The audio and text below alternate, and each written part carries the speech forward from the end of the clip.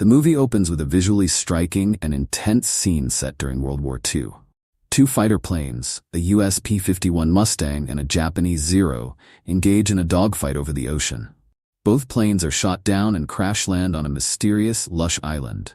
The American pilot, Hank Marlowe, played by Will Britton as a young man, and the Japanese pilot, Gunpei Ikari, Miyavi, survive the crash and immediately resume their battle on the ground.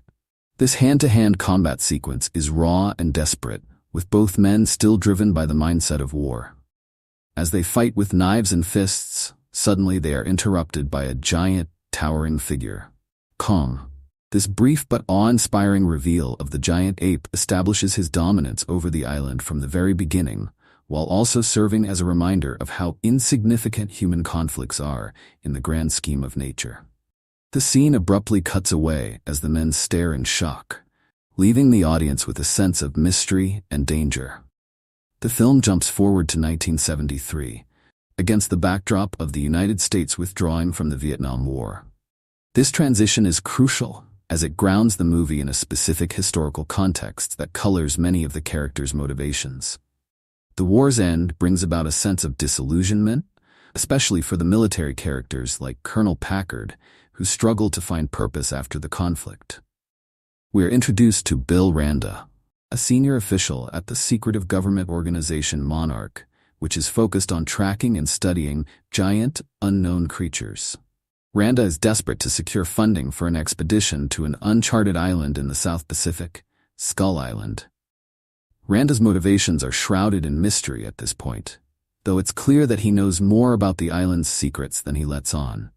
He persuades Senator Willis, Richard Jenkins, to green-light the mission, citing scientific research and the potential discovery of untapped resources as justifications, while subtly hinting at the island's hidden dangers.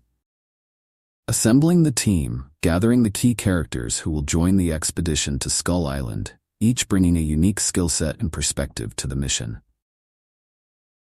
In a smoky bar in Bangkok, we meet James Conrad, a former British Special Air Service (SAS) officer, skilled in tracking and survival. Conrad is approached by Randa and his associate, Houston Brooks, Corey Hawkins, who need his expertise to navigate the uncharted and potentially hostile terrain of Skull Island. Conrad is depicted as a pragmatic and wary man, cynical about the military's motivations after his experience in Vietnam. His role as the film's level-headed and morally grounded character is established here. He is motivated less by patriotism or curiosity and more by his expertise and need for compensation, though he does have a clear sense of right and wrong. Colonel Preston Packard, Samuel L. Jackson. Next, we meet Colonel Packard, a seasoned U.S. Army officer and commander of a helicopter squadron, the Sky Devils, who are stationed in Vietnam. As the war ends, Packard is reluctant to leave the conflict behind, frustrated with the outcome of the war and feeling purposeless in peacetime. When he is approached by Randa to lead the military escort for the Skull Island expedition, he eagerly accepts, viewing it as another opportunity for action and leadership. This sets up Packard's character arc, a man who cannot let go of war, eventually leading to his destructive obsession with Kong. His bitterness and hardened demeanor foreshadow his later antagonism toward Kong, whom he will come to see as an enemy to be conquered. Finally, we are introduced to Mason Weaver, an anti-war photojournalist who suspects that the expedition is not what it seems. Weaver is a strong-willed and intelligent character, determined to uncover the truth behind the government's motives. She's also an idealist, believing in the power of truth and seeking justice, particularly in exposing military and government corruption.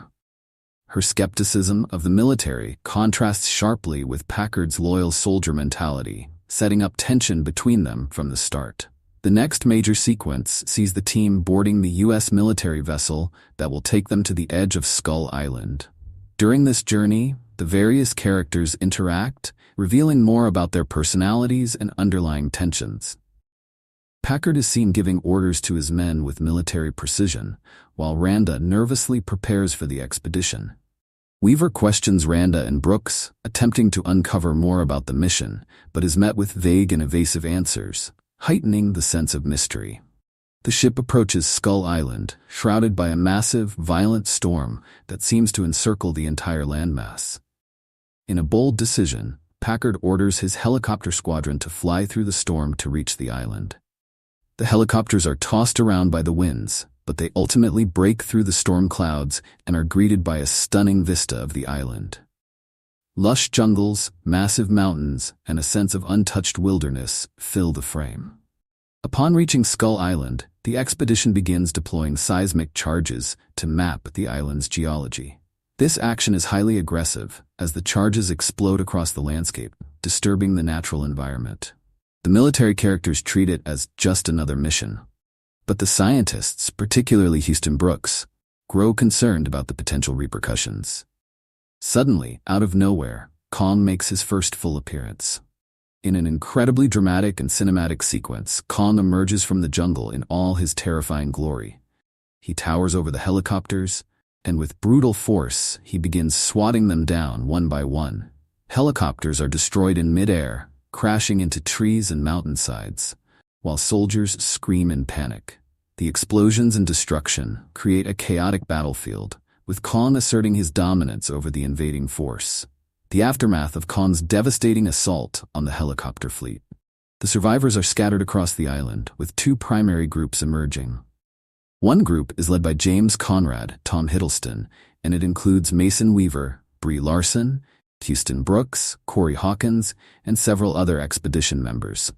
This group, though shaken by the attack, quickly adopts a more cautious approach to navigating the island. They are driven by the instinct to survive and the hope of reaching the island's northern coast, where a resupply rendezvous is scheduled in 3 days. This group quickly recognizes the enormity of the situation. They are on unfamiliar terrain, surrounded by creatures they do not understand, with no immediate way of communicating with the outside world. Conrad's calm, pragmatic leadership is contrasted with Weaver's idealism, as she begins to sympathize with Kong, having seen him in action without immediately judging him as a monster. The second group, led by Lieutenant Colonel Preston Packard, Samuel L. Jackson, is made up of the surviving members of the Sky Devils helicopter squadron. Still in shock after losing many of his men, Packard becomes consumed by the need for vengeance against Kong. While the others in his group, including soldiers like Mills, Jason Mitchell, and Cole Sheehan, are more focused on survival, Packard views Kong's attack as a personal affront. He is determined to regroup, recover the remaining weapons, and hunt Kong down. His military mindset, forged during the Vietnam War, becomes a driving force in this act.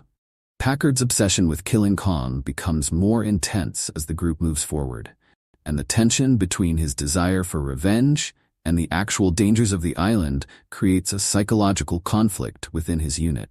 Some soldiers, like Jack Chapman, Toby Kebbell, start to question the mission's purpose and Packard's escalating determination to stay on the offensive. As both groups attempt to traverse Skull Island, they encounter the strange and often deadly creatures that inhabit the island's ecosystem.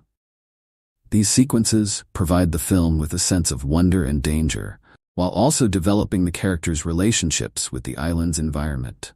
Conrad's group stumbles upon a giant water buffalo-like creature, referred to as a skur buffalo, peacefully grazing in a swamp.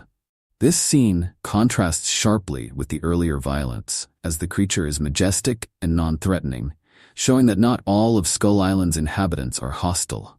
It also serves to reinforce the idea that Kong, like these animals, is part of a delicate natural balance. On the other hand, Packard's group has a more violent encounter. While trekking through the jungle, they are attacked by a massive spider-like creature. The spider's legs blend in with the bamboo forest, making it nearly invisible until it attacks. This sequence is tense and horrifying, as the soldiers scramble to kill the creature while its giant legs impale them. The spider's ambush underscores the danger lurking in every corner of the island. Conrad's group continues moving through the jungle and stumbles upon a hidden village inhabited by the Iwi, the indigenous people of Skull Island. The Iwi are depicted as a peaceful and silent community, deeply attuned to the island's ecosystem. The Iwi are not hostile, and they live in symbiosis with the island's creatures, respecting Kong as the island's protector. It is here that Conrad's group meets Hank Marlowe, John C. Reilly, the American World War II pilot from the opening scene. Marlowe, now much older and slightly eccentric, has been stranded on the island for nearly 3 decades. His survival has been possible due to his relationship with the Iwi, who took him in after his initial clash with Kong. Marlowe brings a sense of humor and levity to the story, despite his traumatic experiences, offering much-needed relief from the tension of the jungle's dangers. Marlowe provides crucial exposition about Skull Island, revealing that Kong is not just a mindless monster, but the island's guardian, protecting it from much more dangerous creatures known as skullcrawlers. According to Marlowe, the skullcrawlers are ancient predators that live underground, and Kong is the last of his kind, defending the island's surface from these creatures. Marlowe explains that the skullcrawlers wiped out Kong's entire family, leaving him as the last of the giant apes. The bombing of the island earlier in the film disturbed the ground, likely awakening the dormant skullcrawlers, which have now become a threat again. This revelation changes the tone of the movie. Kong is no longer the enemy, but rather a protector fighting to maintain balance. Marlowe also reveals that there is an old ship on the island's north side that he has been working on, which could be used to escape. Conrad's group decides to make their way toward the boat, hoping to use it to reach the resupply rendezvous.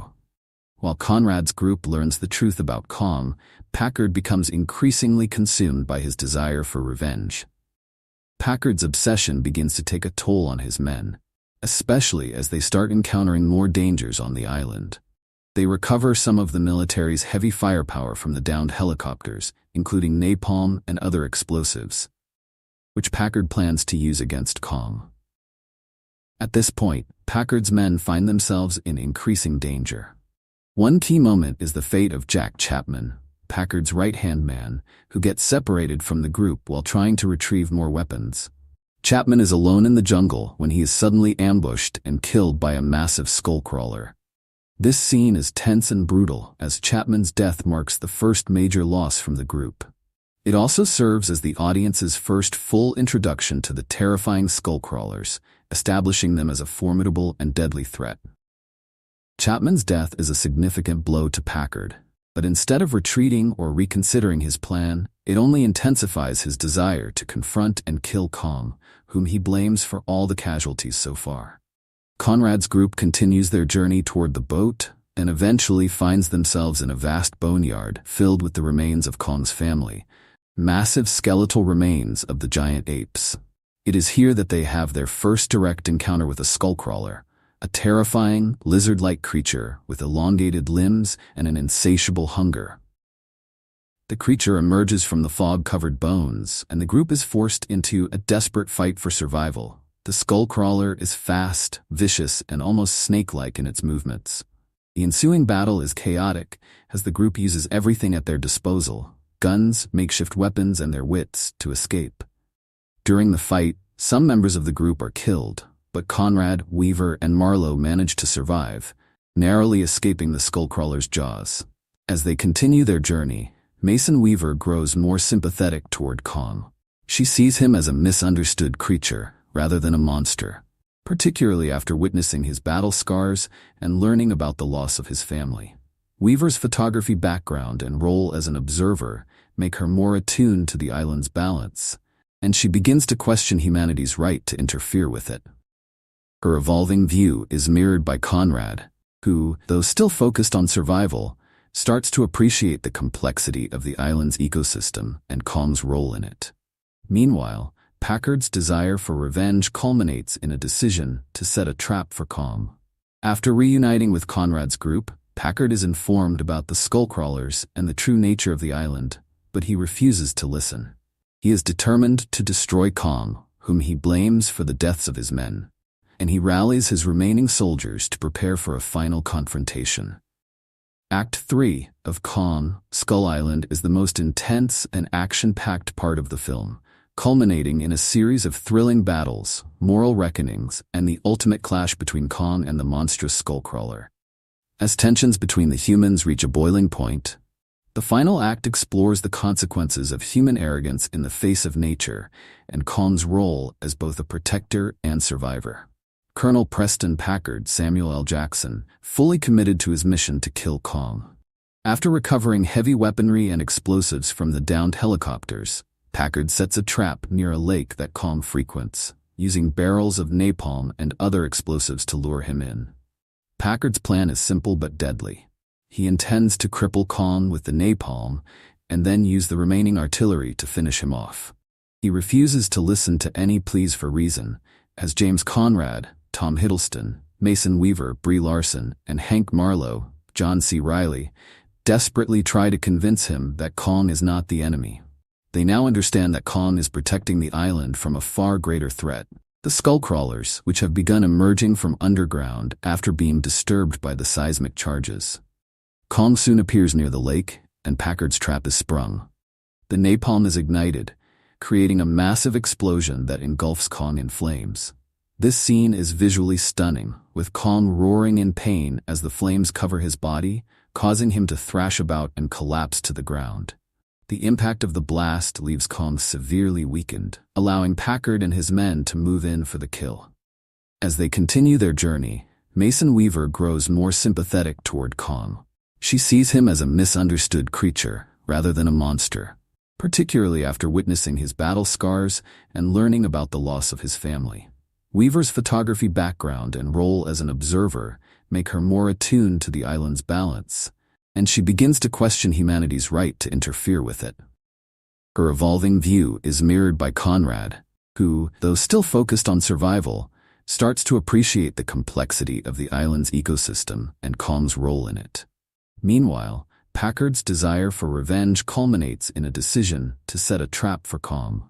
After reuniting with Conrad's group, Packard is informed about the Skullcrawlers and the true nature of the island, but he refuses to listen. He is determined to destroy Kong, whom he blames for the deaths of his men, and he rallies his remaining soldiers to prepare for a final confrontation. Act 3 of Kong, Skull Island is the most intense and action-packed part of the film, culminating in a series of thrilling battles, moral reckonings, and the ultimate clash between Kong and the monstrous Skullcrawler. As tensions between the humans reach a boiling point, the final act explores the consequences of human arrogance in the face of nature and Kong's role as both a protector and survivor. Colonel Preston Packard Samuel L. Jackson, fully committed to his mission to kill Kong. After recovering heavy weaponry and explosives from the downed helicopters, Packard sets a trap near a lake that Kong frequents, using barrels of napalm and other explosives to lure him in.